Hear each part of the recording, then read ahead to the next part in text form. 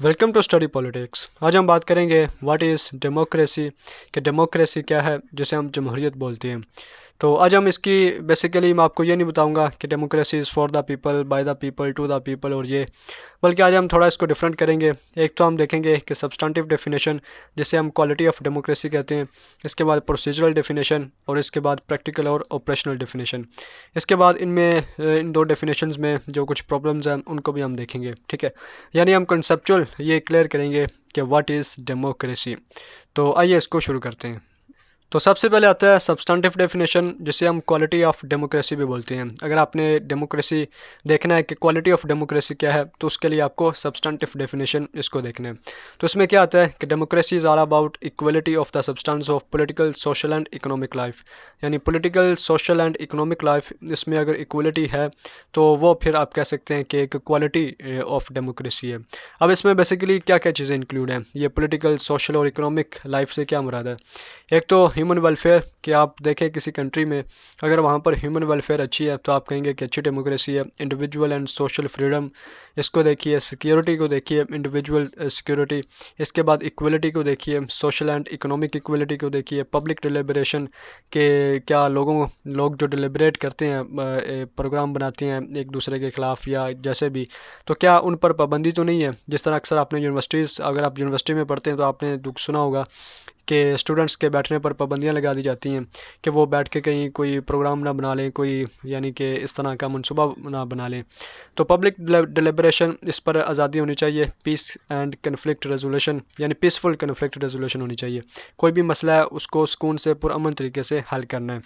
तो बेसिकली जो substantive definition of democracy है वो बोलते हैं कि अगर किसी कंट्री में ये सारी चीज़ें पूरी हैं तो आप कह सकते हैं कि उस कंट्री में जो डेमोक्रेसी है उसकी जो क्वालिटी है वो बड़ी ज़बरदस्त किस्म की है, ठीक है। तो अब ये सारी बातें सिंपल सी हैं, आपको समझ आ गई होंगी। अब हम देखते हैं कि इसमें मसला क्या है, सम प्रॉब्लम्स।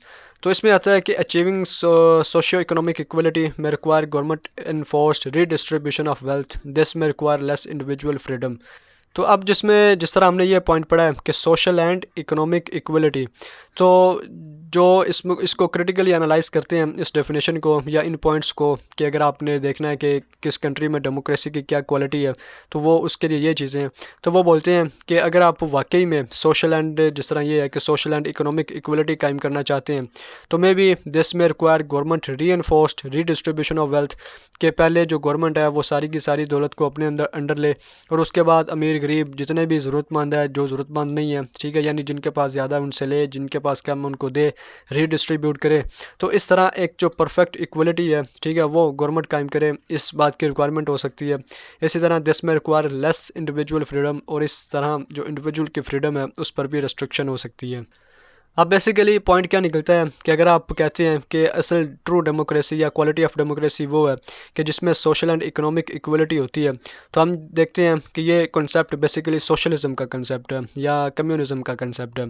अब इसी बात को अगर आप अमेरिका में बात करेंगे, अमेरिका आप जानते हैं कैपिटलिस्ट कंट्री है जो कि सोशलिज्म या कम्युनिज्म के बिल्कुल ख़िलाफ़ है। पूरी कोल्ड वार इसकी एक एग्जांपल है। तो अमेरिका में चूँकि आप हम बोलते हैं कि वो एक डेमोक्रेटिक कंट्री है, वो बोलते हैं हम सबसे पुरानी डेमोक्रेसी है, 200 साल पुराना हमारा डेमोक्रेटिक सिस्टम है। तो उसमें जब हम ये सवाल रेस करें कि सोशल एंड इकोनॉमिक इक्वलिटी है या नहीं है, तो बहरहाल ये एक अलग डिबेट है कि है या नहीं है। लेकिन फ़र्ज़ करो हम कहते हैं कि नहीं है, तो इसके लिए क्या करना होगा, गवर्नमेंट को जो गरीब लोग हैं उनमें जो पैसे हैं वो अमीरों से लेके रीडिस्ट्रीब्यूट करने पड़ेंगे।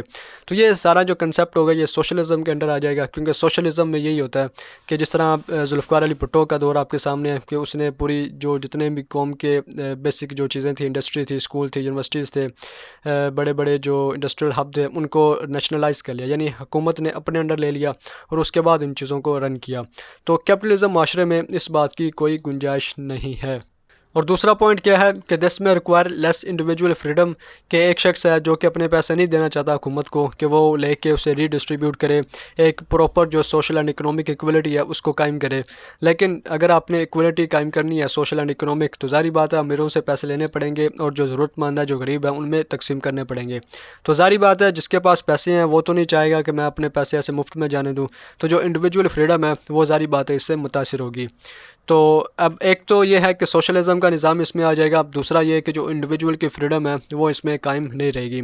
तो फिर मसला आ गया ना कि जिसमें आप कहते हैं कि इंडिविजुअल एंड सोशल फ्रीडम होनी चाहिए। तो अगर आप इसी डेफिनेशन को सही ट्रू सेंस में अप्लाई करते हैं तो इसमें इंडिविजुअल फ्रीडम तो फिर बाकी नहीं रहती। इसी तरह security and individual freedom after 9/11 great security mean diminish individual right and liberty.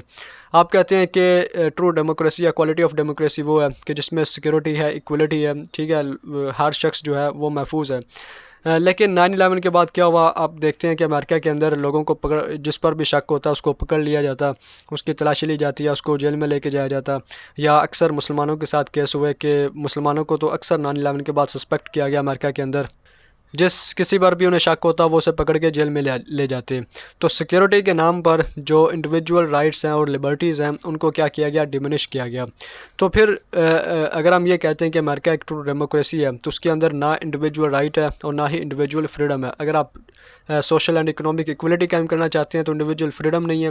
अगर आप ट्रू सिक्योरिटी कायम करना चाहते हैं तो फिर भी जो इंडिविजुअल राइट्स हैं, क्या मुफ्त में ही ऐसे बंदे आप सिर्फ शक है आपको किसी बंदे पर, आप उसे पकड़ के ले जाते हैं, तो इंडिविजुअल जो राइट्स हैं वो तो ज़ाहिर बात है मुतासिर हुए ना। तो फिर हम किस तरह कह सकते हैं कि ये चीज़ें क्वालिटी ऑफ डेमोक्रेसी को साबित करती हैं। इसी तरह आगे देखिए, If only focus on substantive definition, then military, communist, democracy, kingship, same result। कि अगर हम देखें कि ह्यूमन वेलफेयर है, इंडिविजुअल एंड सोशल फ्रीडम है, सिक्योरिटी, इक्वलिटी, यानी ये सारी चीज़ें इस बेस पे हम इसको हम पैमाना बना लेते हैं कि इससे हमने जज करना है कि क्वालिटी ऑफ डेमोक्रेसी क्या है। तो ये सारी चीज़ें तो मिलिट्री हुकूमत में भी हो सकती हैं। यानी फ़र्ज़ करें अयूब खान का दौर है तो उसमें आपको ह्यूमन वेलफेयर भी मिले, आपको इंडिविजुअल एंड सोशल फ्रीडम भी मिले, सिक्योरिटी भी, इक्वलिटी भी, यानी ये सारी चीज़ें मिल सकती हैं, इसमें कोई रेस्ट्रिक्शन तो नहीं है। तो फिर मिलिट्री में और डेमोक्रेसी में फ़र्क क्या हुआ? कम्युनिस्ट रिजम जो है, फ़र्ज़ करें चाइना या रशिया, उसमें भी ये सारा काम आपको दस्तयाब हो सकता है, तो इस तरह डेमोक्रेसी में भी हो सकता है।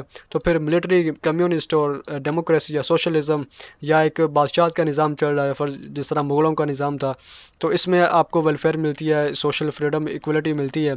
तो फिर फ़र्क क्या हुआ? यानी इससे हम कोई वाज़ह फ़र्क नहीं कायम कर सकते कि कौन सा पॉलिटिकल सिस्टम आया कि डेमोक्रेटिक है, किंगशिप है, कम्युनिस्ट है, सोशलिस्ट है, या कौन सा है कि जिसमें ये सारी चीज़ें हों तो फिर हम कहें कि वो बेस्ट है। तो बेसिक प्रॉब्लम क्या आती है कि ये हर तरह के सिस्टम में ही हो सकता है, लेकिन जिस सिस्टम में भी हो उस सिस्टम की क्वालिटी को देखने के लिए हम इन सारी चीज़ों को देख सकते हैं। अब इसको हम आगे देखते हैं एक और डेफिनेशन के हिसाब से, जिसको हम बोलते हैं procedural and formal definition of democracy. अब डेमोक्रेसी के लिए ये कुछ प्रैक्टिकल चीज़ें हैं कि मल्टी पार्टी सिस्टम हो और जो कि आपस में कम्पीट करते हों। यानी मल्टी पार्टी सिस्टम होना चाहिए, अमेरिका में 2 पार्टी है, बरतानिया में मल्टी है, पाकिस्तान में भी मल्टी है, और वो आपस में कम्पीट करें। एक ये condition, free and non corrupt voting system होना चाहिए, effective legal framework of civil liberty and human right, universal and equal suffrage, यानी हर बंदा वोट दे सकता है। अब जब हम इस डेफिनेशन को देखते हैं तो फिर हमें पता चलता है कि वाकई ये है डेमोक्रेसी, क्योंकि free and non corrupt voting system, चूँकि इसमें वोटिंग सिस्टम की वाज़िया तौर पर बात हो चुकी है। पीछे जो हमने डेफिनेशन पढ़ी इसमें वोट का नाम तक नहीं था, ना ही पॉलिटिकल पार्टी का सिस्टम था, और ना ही यूनिवर्सल एंड इक्वल सफरेज का नाम था।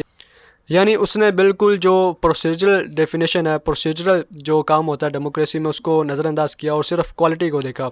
यहाँ पर उसने पूरा जो प्रोसीजर है उसको देखा और क्वालिटी को मद्देनज़र नहीं रखा। लिहाजा मल्टी पार्टी सिस्टम होना चाहिए, free and non corrupt voting system, effective, और ये यूनिवर्सल सफरेज होनी चाहिए। मिनिमम और कोर रिक्वायरमेंट ऑफ डेमोक्रेसी तो ये है बेसिकली, अगर आप किसी कंट्री में डेमोक्रेसी कायम करना चाहते हैं या देखना चाहते हैं क्या है कि वो कंट्री कितना डेमोक्रेटिक है, तो फिर आप उनमें ये 4 चीज़ें देखिए और इससे आपको पता चलेगा कि वो कितना ट्रू डेमोक्रेटिक है। इसके अलावा ये जो प्रोसीजरल डेफिनेशन है, टेंड टू बी रियल, ठीक है, यानी इससे देख के पता चलता है कि वाकई ये है रियल डेफिनेशन ऑफ डेमोक्रेसी। इसके अलावा procedural definition matter lays foundation for further progress, कि सबसे जो पहली रिक्वायरमेंट है वो है प्रोसीजरल और फॉर्मल डेफिनेशन, कि जब मल्टी पार्टी सिस्टम होगा, फ्री इलेक्शन होंगे, इफेक्टिव लीगल फ्रेमवर्क होगा, यूनिवर्सल एंड इक्वल सफरेज होगी, ये चीज़ें सबसे पहले कायम होंगी, तो उसके बाद आप देखेंगे कि इसमें ह्यूमन वेलफेयर कितनी है, individual and social, security, equality, social and economic equality, यानी ये सारी चीज़ें क्या हैं। तो ये जो पीछे वाली चीज़ें हैं ये दूसरे नंबर पर आती हैं। तो सबसे पहले क्या आती है? Procedural definition. इसके अलावा ये जो प्रोसीजरल डेफिनेशन है ये डिफरेंशिएट करती है between real democracy and non democracy. कि जारी बात है कि एक कंट्री है जिसमें ये सारा सिस्टम काम हो रहा है तो वो डेमोक्रेसी है, और दूसरा कंट्री है कि जिसमें ये काम नहीं हो रहा तो जारी बात है वो एक नॉन डेमोक्रेटिक कंट्री है। तो कंक्लूजन क्या निकली कि सबसे पहले हम ये देखेंगे कि प्रोसीजरल डेफिनेशन के ये जो 4 प्रिंसिपल्स हैं इनको किसी भी कंट्री में देखेंगे और जान जाएंगे कि आया कि वो डेमोक्रेटिक है या नहीं है।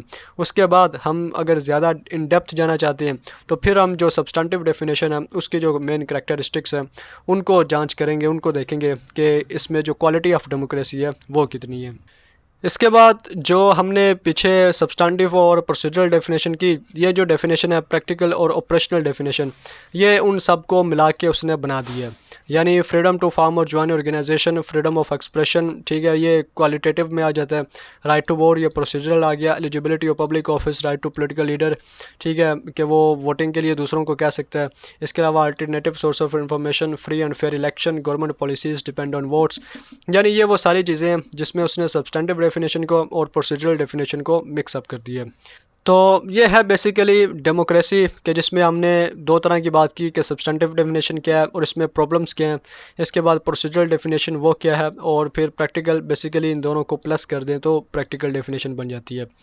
तो ये था आज के वीडियो में कि व्हाट इज़ डेमोक्रेसी। इसके बाद जो वीडियोज़ आएंगी उसमें हम देखेंगे कि डेमोक्रेसी राइज कैसी हुई, यानी हाउ डिड डेमोक्रेसी इमर्ज, कि पहले तो अथॉरिटेरियन रिजम होते थे तो उनसे जो डेमोक्रेसी है वो कैसे इमर्ज हुई, रैशनल चॉइस थ्योरी इसको कैसे एक्सप्लेन करती है, स्ट्रक्चरल वो कैसे एक्सप्लेन करता है, और कल्चर वो इस बात को कैसे एक्सप्लेन करता है कि डेमोक्रेसी का राइज कैसे हुआ।